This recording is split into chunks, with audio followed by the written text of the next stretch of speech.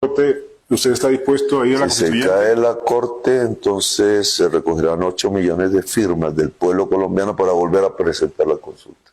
Y si se vuelven a presentar a burlar de la consulta, entonces ya no queda otro mecanismo que un pueblo que en elecciones masivamente pida a la Asamblea Nacional Constituyente. Eso, Que no me beneficia a mí, porque para esa época yo ya estaré terminando mi mandato. eso le iba a preguntar. ¿Vamos a tener elecciones en 2026, el Obvio, 31 de pues es mayo? lo que ordena la Constitución.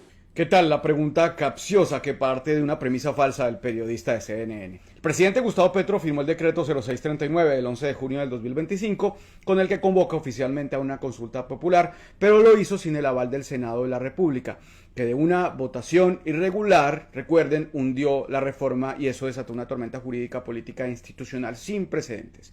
Primero, el contexto todos lo saben, el Senado votó el 14 de mayo pasado en contra del aval a la consulta. Según la ley y la Constitución, toda consulta popular de orden nacional requiere concepto previo del Congreso.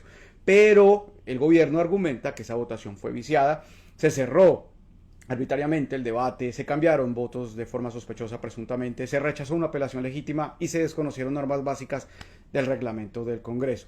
Por eso el presidente invocó la llamada excepción de inconstitucionalidad y firmó el decreto por su cuenta, señalando que el Congreso había violado derechos constitucionales al impedir el mecanismo de participación ciudadana. ¿Puede hacer eso el presidente? ¿Qué dicen los expertos? En teoría no, pero al invocar esa excepción, lo que está haciendo es abrir un debate judicial. Está diciendo al Consejo de Estado y a la Corte Constitucional que decidan si lo que hizo está permitido o no por la Constitución. Aquí no hay ninguna dictadura, debemos decir, como quieren hacerlo ver, no hay ninguna ruptura del orden institucional, lo que hay es un choque entre dos poderes públicos. ¿Quiénes? El Ejecutivo y el Legislativo. ¿Y quién debe resolver ese choque? Otro poder público, el judicial. Así funciona el sistema democrático. Es, de hecho, el sistema de pesos y contrapesos funcionando a su perfección.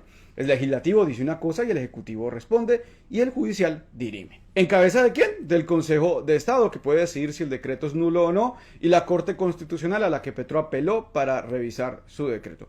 Pero ¿qué pasa si la Corte o el Consejo de Estado tumban el decreto? Como ya escucharon, el presidente ya advirtió que impulsará una Asamblea Nacional Constituyente mediante la recolección de 8 millones de firmas. Ese mecanismo también está en la Constitución, no es ilegal, no es una jugada autoritaria, pero sí tiene requisitos, como todos los mecanismos de reforma constitucional, ya sean por acto legislativo, referendo, plebiscito, constituyente, tienen que pasar por el Congreso de la República. Así lo establece la misma Constitución. Es decir, incluso si se van por vía constituyente, el legislativo vuelve a ser parte del proceso.